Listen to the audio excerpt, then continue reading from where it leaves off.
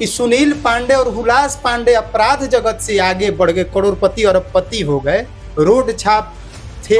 पटना में एक मीटिंग हुई थी रात्रि में, हत्या से 6-7 घंटा, लेकिन स्पॉट पर आप भी उसी काफिला में थे? काफिला में नहीं थे, हम दूसरे साधन से गए थे और वो सिलसिला आज भी इनके पास बरकरार है, क्योंकि सीलो मियाँ को इन लोगों ने रास्ते से हटवा दिया। उनकी हत्या पिस्टल से हुई है। पिस्टल से? हाँ, जिसका खोखा भी बरामद हुआ था। तो धारदार हथियार से हमला करते थे। जिस दिन से इन लोगों ने हथियार सप्लाई कमेसी पांडे जी ने करने लगे नक्सलियों का, ये सप्लाई चैन पाकिस्तान और चाइना से जुड़ा हुआ था। जाति सिर्फ भुनिहार नहीं, जाति ही नहीं, अन्य जातियां के लोग भी हैं हमारे साथ। नीतीश कुमार जी जैसे लोग गर्वान्वित महसूस करते हैं, वैसे सरकार और सत्ता की धरोहर को क्या कहा जाए। आप हैं निष्कर्ष बिहार के साथ और मैं हूं मनोज चतुर्वेदी। ब्रह्मेश्वर मुखिया हत्याकांड शायद बिहार के वासियों को आज भी याद।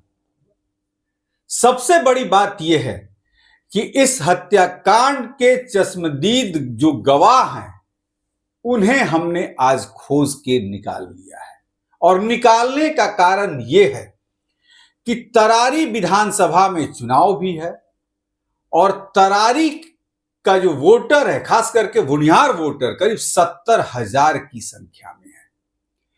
तरारी के इतिहास में यह देखा गया है कि माले के डर दिखाकर बाहुबली वोट मांगते हैं और बाहुबली का डर दिखाकर माले वोट मांगता है। बहरहाल तरारी विधानसभा की चर्चा बाद में करेंगे, लेकिन ब्रह्मेश्वर मुखिया हत्याकांड के चश्मदीद गवाह ओम नारायण जी हमारे साथ हैं। इन्हीं से जानेंगे कि क्या कुछ हुआ था और जिस बाहुबली जी से कहा जा रहा है उसमें कितनी सच्चाई है।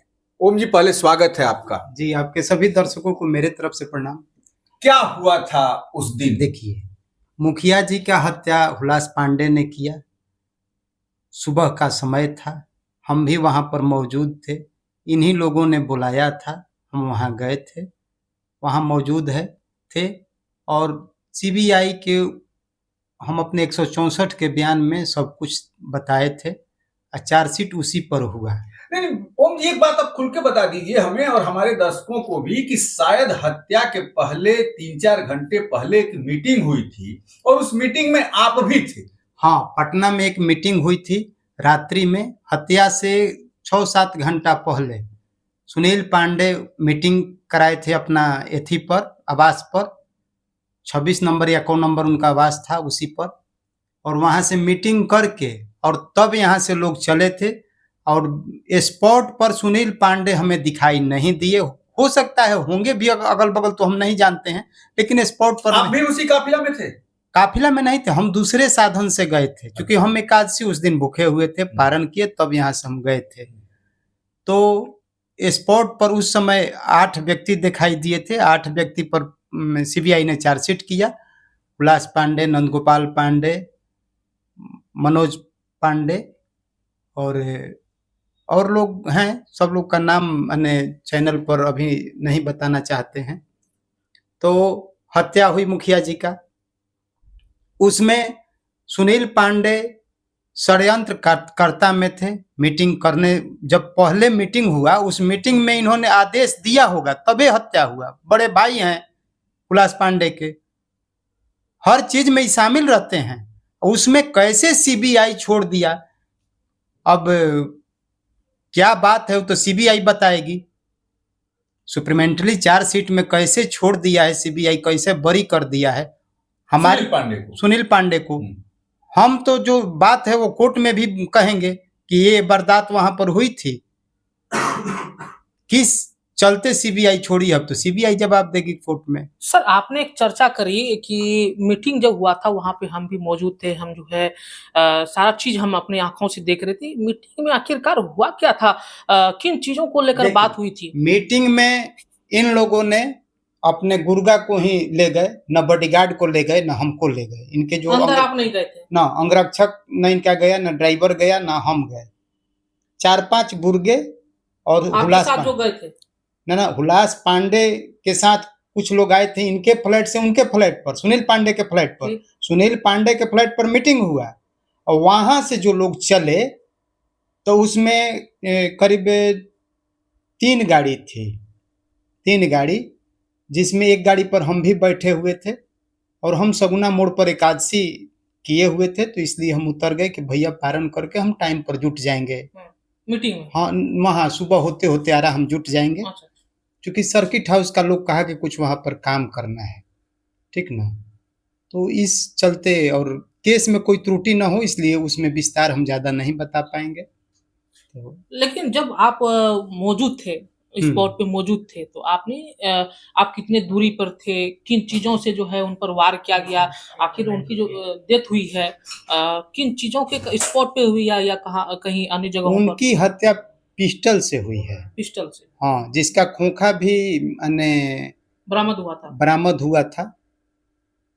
उसमें भी कुछ हेरा फेरी हुआ था, लेकिन वो मिल गया सब। जहाँ तक हमें उसमें हमने देखा था वो सब चीज़ बता दिया है सीबीआई को। उसी एंगल पर जांच होते होते इन लोगों तक सीबीआई पहुंची, हमारे ही बयान के तहत।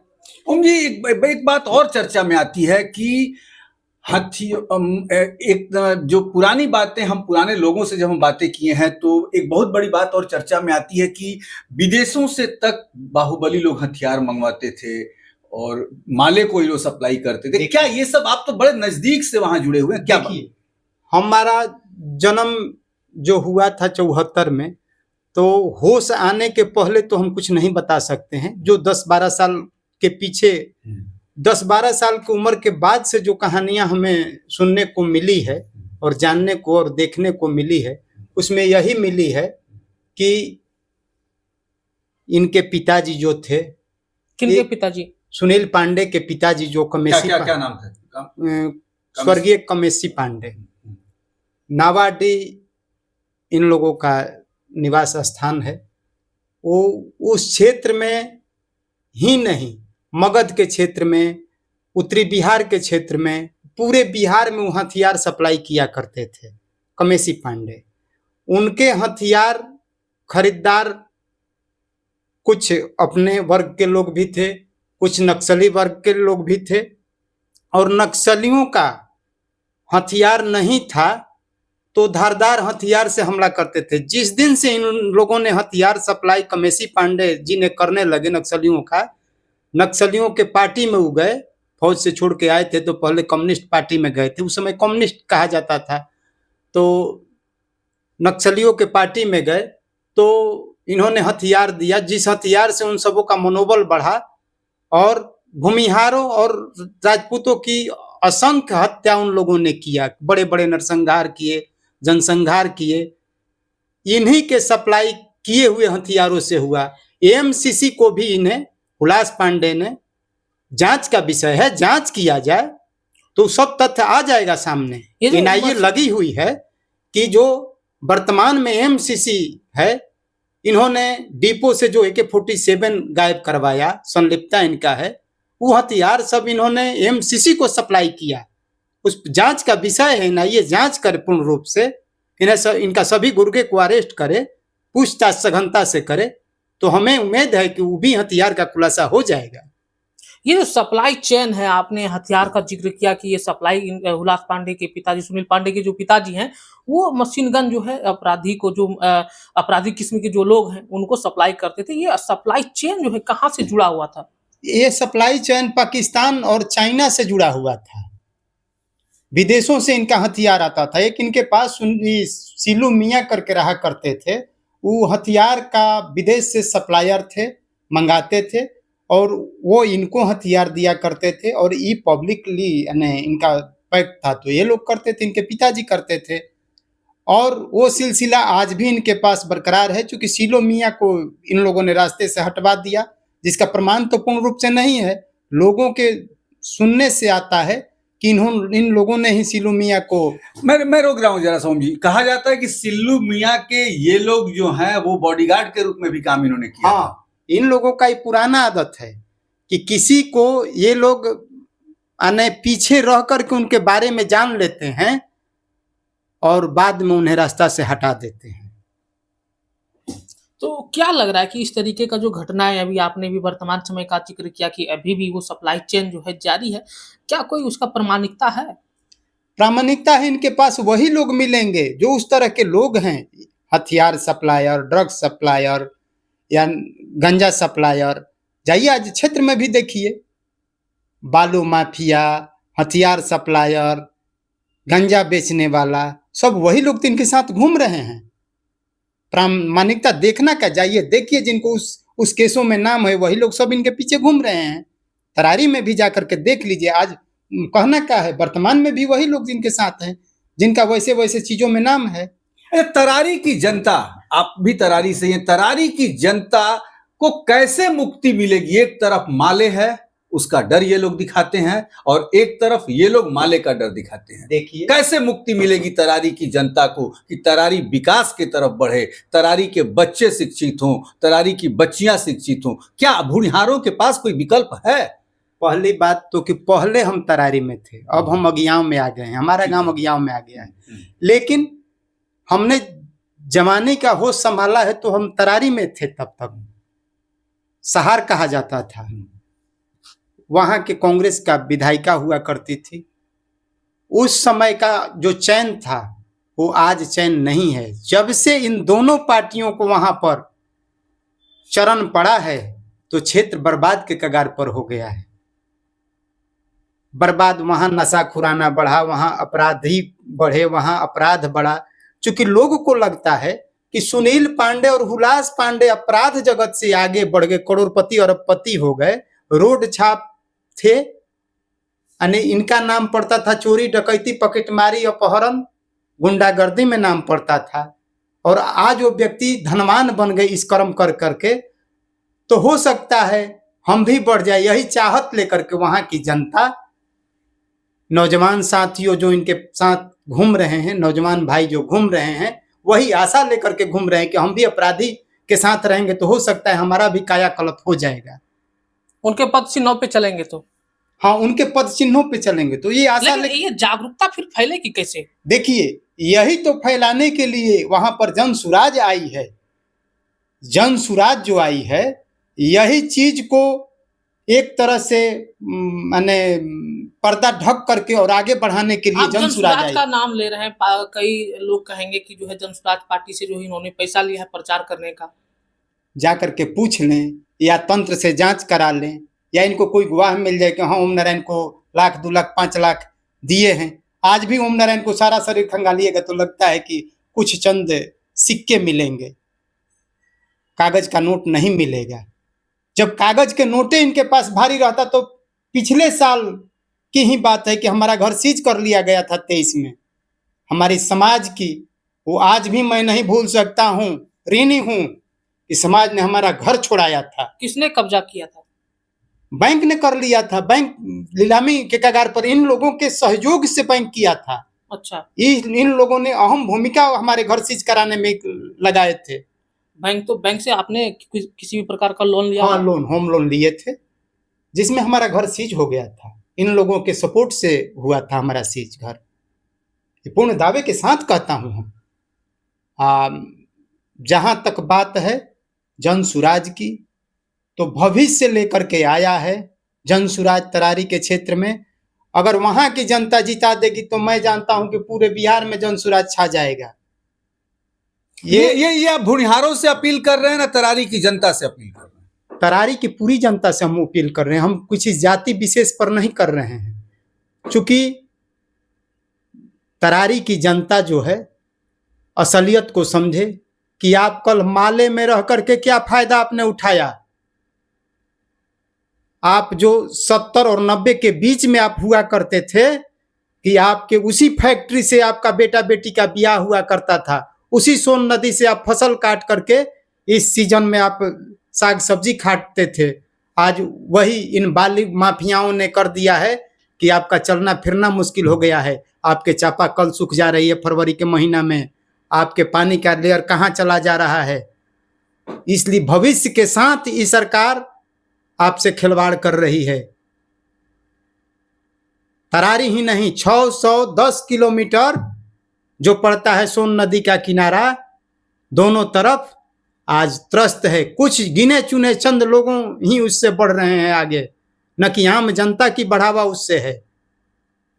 बालू के माफियाओं से कहा जाए तो बर्बाद हो रहा है, लेकिन आबाद नहीं हो रहा है।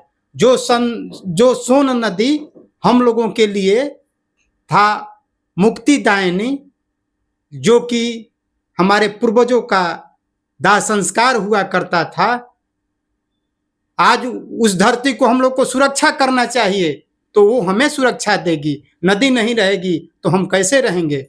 लेकिन सरकार हम लोगों के छाती पर दाल दरने की काम कर रही है कि हम लोगों के पूर्वज जहां हम लोग मुक्ति धाम के तरह पूजते थे सोन नदी को, आज वहां पर छाती पर रौंद रही है सरकार। इस पर हम किसानों को जागरूक होकर और उस पर कदम उठाना होगा। और जन सुराज के जो भी अनुयायी हैं उनसे मैं यही आग्रह करूंगा कि इस पर रोक होनी चाहिए। हमें नदी नालाओं को सुरक्षित रखेंगे तभी हमारा किसान परिवार सुरक्षित होगा। चलिए मुद्दे पे आ जाते हैं। आप तो हैं मुखिया जी के मुख्य गवाह भी हैं, सीबीआई के मुख्य गवाह हैं। आपको क्या ऑफर आया या धमकी मिल रही है? देखिए, ऑफर भी इनके तरफ से बारंबार आती है। कितना करोड़ का? कितना का? देखिए, करोड़ों में तो गिनती नहीं है।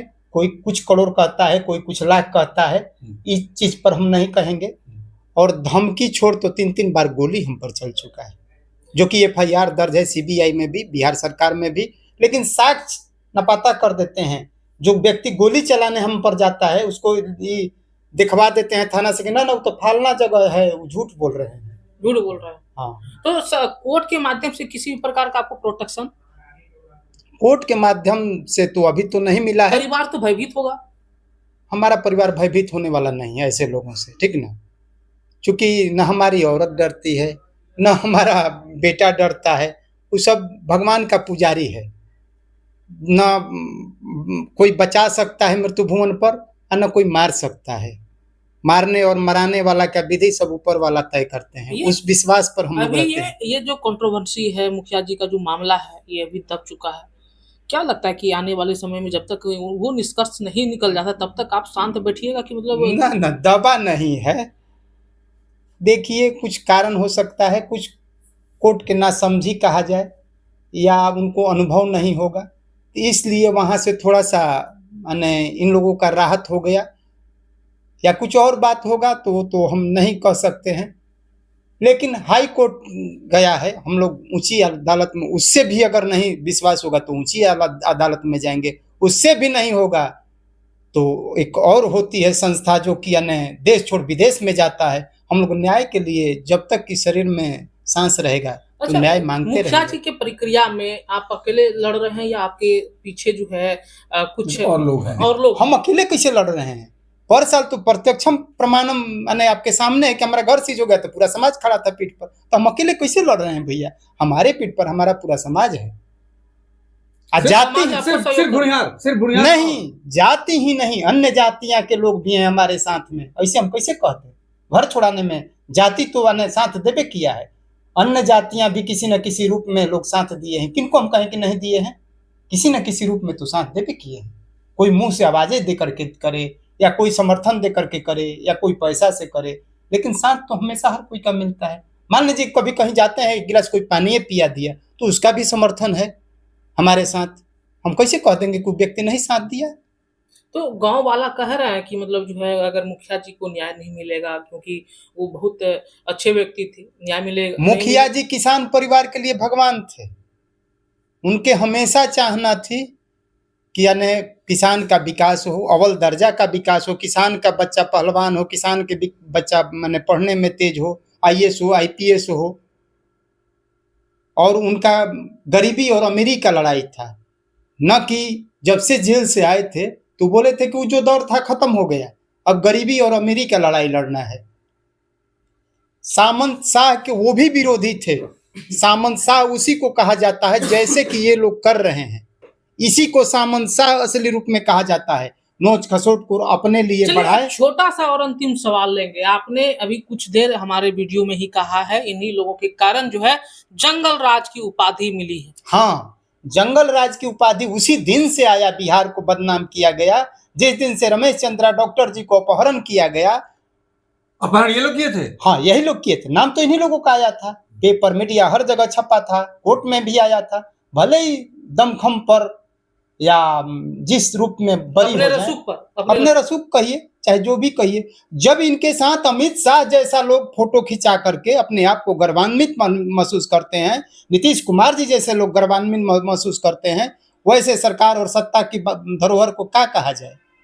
आप सरकार से मिलने का प्रयास किया आपने? कभी नहीं। सरकार से हमको क्या मतलब है? हम जनता के बीच में रहने वाले हम लोगों हैं, न हमको कोई विधायक बनना है, न कोई कुछ बनना है। हमको वो सबसे लालसा नहीं है। जिस दिन हमारे आम जनों पर होगा आफत, उस दिन ही बेटा लड़ने के लिए उसी रूप में तैयार थे जब 10 साल पहले था, और आज भी। तो ये थे ओम नारायण जी, जो ब्रह्मेश्वर मुखिया हत्याकांड के चश्मदीद गवाह हैं। जी हां, और सबसे बड़ी बात, सारे खुलासे ओम नारायण जी ने कैमरे के सामने किया है, और तरारी की जनता ही नहीं, बिहार की जनता से ये दरख्वास्त किया है कि तरारी से शुरुआत तो कीजिए, बाहुबलियों को हटाने का। पूरा बिहार जो है वो सुधरना शुरू हो जाएगा। तमाम बातें उन्होंने बताई, लेकिन एक कंक्लूजन मैं जोड़ दूं आपको कि देख लीजिए, आप इनको देख रहे होंगे, जो व्यक्ति ब्रह्मेश्वर मुखिया के हत्याकांड का चश्मदीद गवाह है, यदि कह लिया जाए तो दर दर अभी भटक रहा है। ना उसके पास रोजगार है कोई, उसके ऊपर उसकी भी हत्या करने की साजिश कुछ लोगों ने रची। लेकिन सबसे बड़ी बात यह भी है कि जाको राखे साइया, मार सके ना कोई। कहा है इन्होंने कि ब्रह्मेश्वर मुखिया के हत्यारों को हम अंतिम जगह तक पहुंचा कर ही मानेंगे। अब देखना यह है कि सीबीआई जो सरकार का तंत्र है वो क्या क्या धाराएं लगाकर चार्जशीट किस तरीके से बनाती है कि अपराधियों को सजा मिल सके, इस पर भी हमारी नजर रहेगी। आप बने रहिए हमारे साथ।